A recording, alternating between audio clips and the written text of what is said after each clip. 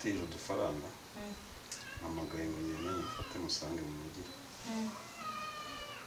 kandi namara kutumpa bamva ambwiye ko arambwira n'agacupa ndakugeraho amasaha ari buze kuza yiga sirandanira gakira kintu nawe ari kukorebe ngira nyina kukunda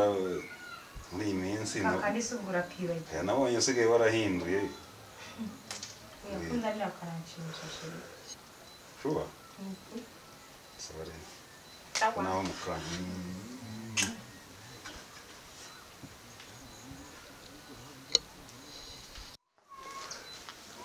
Bizi wabonye ya mishinga mfite ni amafaranga okay nta kibazo yambonera nugira ikibazo nta kibazo amafaranga arahari kurega ndagukunda rega bigomba no gutaha ahantu hasobanutse nyine nawe rwose nicyo mwemerera ariko uyu munsi none ndagenda mu ivatiri ntabwo ndi butere moto kubera iki ndumva naniwe ushaka utege moto no ariko bati oya ahubwo se buriya neza agatekerezo nta kuntu wakwijijisha ukamwaka nk'amafaranga pe afatika ugiye nko gufunguza bizinesi ukuntu ariko akaba ari ngewe yandikwaho iki sikamba cyakunda ni ibintu byoroshye uteze wowe mbwira niba wumva uri tayari gende panga umushinga muri kugeza ubu mwere noneho amafaranga twariye gute nta kibazo nindi tayari unze kutajya ungora nakugora serega ndakwemera arega nawe ni umusore usobanutse nayo yayo mbese ubu wanyandura ukuntu yayo akubonye ndafite njye narumiwe nanjye ukuntu uribangamira ukagenda ariko rero njye nabonye buriya kuza iwacu cyane atari sawa byiza nanamusanga ukambwira adahari oya shataza oya nawe kuza hanga gusa urumva nako kuza nawe nanone njye sobona ubundi noro ndi mutoto tawuniwe reka nawe ujya ugishaka ukuri ni ukuri pe ubundi ushaka gupangana nanjye biru kuri kanze sobanura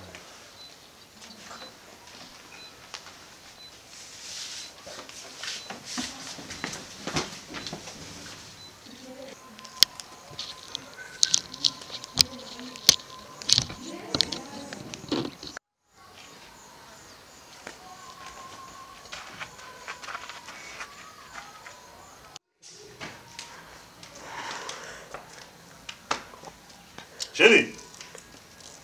Chérie ese uri mu gikoni ndi mu gikoni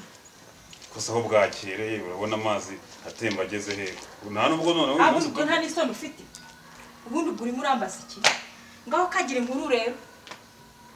usigaye ufata abantu b'abandi ku ngufu uhindutse oya usigaye ufata abantu b'abandi ubwo rero wari uzi ko ntazabimenya fata abantu ku ngufu ajya kwimbwira ibyo ngibyo ubwo keretse ahantu barakunigana mbwira uburyo wajya gufata umukobwa w'abandi ku ngufu wambabariye nta soni izo nkuru ze ninde wazikubwira kameze nk'ibyo ajyana uruzi Chérie ngiye mfata reka ku mubwire ngufu noneho reka mubwire ubwo ndaje nduvemo ndugusigire urisigaremo usigaye ninde cyo gufata abantu ku ngufu ninde wambeshye beti hanyuma wamukoze icyo ejo bundi wamukoze iki Ese nigeze mwegera ko ari wowe wambwiye ngo njye kumanika amasupanete nagiremo agashaka kumuhotera muragiramo agashaka kumuhotera ubwo rero wari uzi yuko bitazamenya reka nkubwire ubwo ngo ndero usigiye usigaranye ibitone umuntu atanabasha ntabwo nzabyemera rwose uzabireke kubyemera nta soni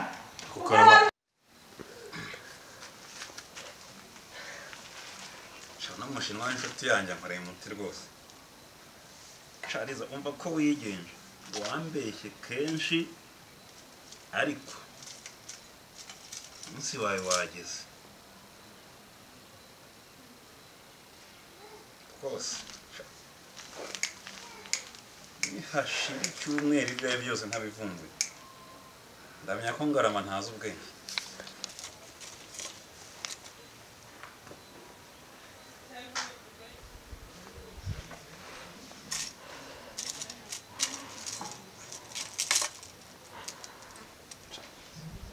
umushinwa mpaye umuti kabisa wow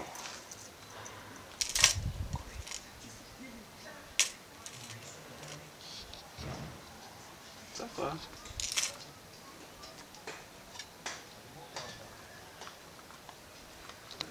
Chérie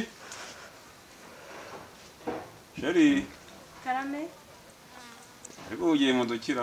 wino hano muhereke icyo tuganira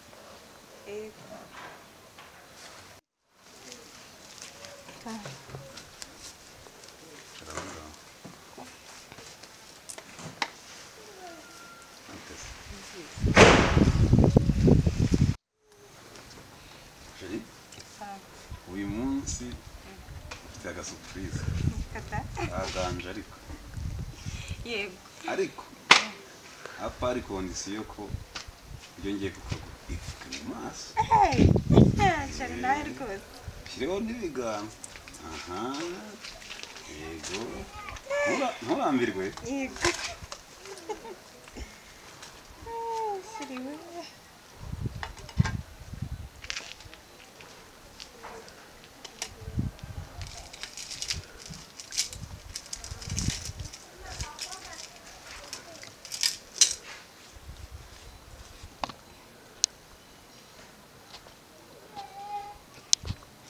nturambirwe kushira ngameze naracecetse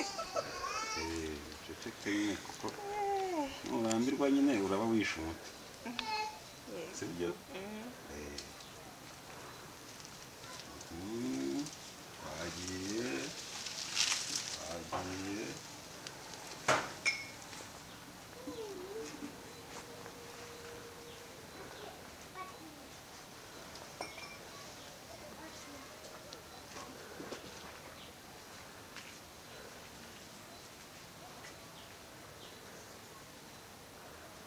nturambirwe tutawica kurambiwe umuti wahita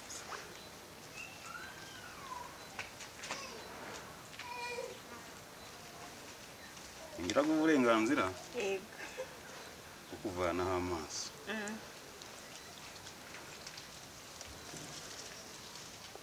bagiye tugiye kuyavanaho rimwe kabiri gatatu sheri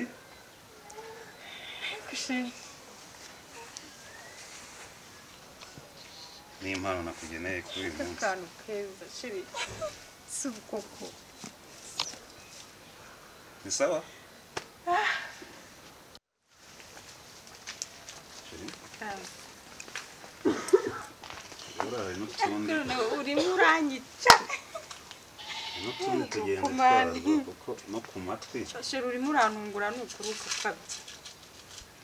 akabonye nakabonye utu natwo ni utwo ku matwi yego koze cyane si koko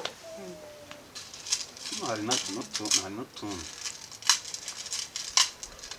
kugira ngo nyine uzajya uhindura ako sheri udatuma ndira n'ukuri utu natwo bigendana natwo ku matwi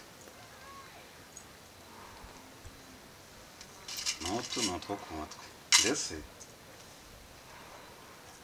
ambaraje yayo uzajya uyahunikamo sheri urakoze cyane sheri urakoze pe ndagukunda ni ukuri nubwo rimwe na rimwe ujya ubona wenda utubazo tw'umuntu kugira ngo twagura shunga niba ntazibanye bigatuma amahembe Sheri urakoze cyane urakoze numva urantunga ibintu nabiherukaga kera ntubizi urakoze pe kandi uburyo wabitekereje ni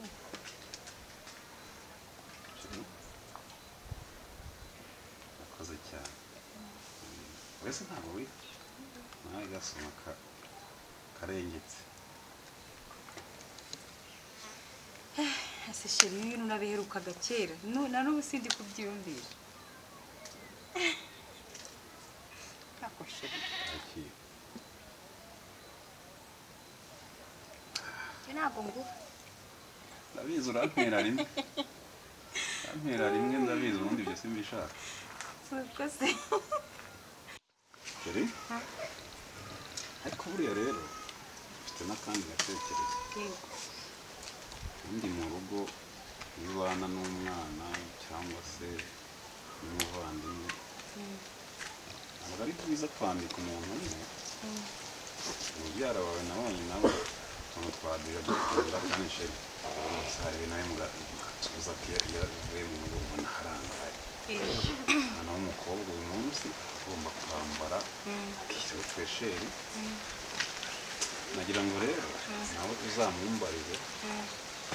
udusitire twa bibi abakunda nawe nzamukubita yego nta kibazo sheri ikibazo ndamubaza ahubwo uyu munsi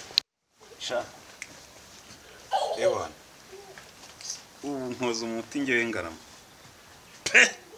igihe mwambeshye sha umuti ndawukoca ntabafata mu cyumweru kimwe ca mugende murorere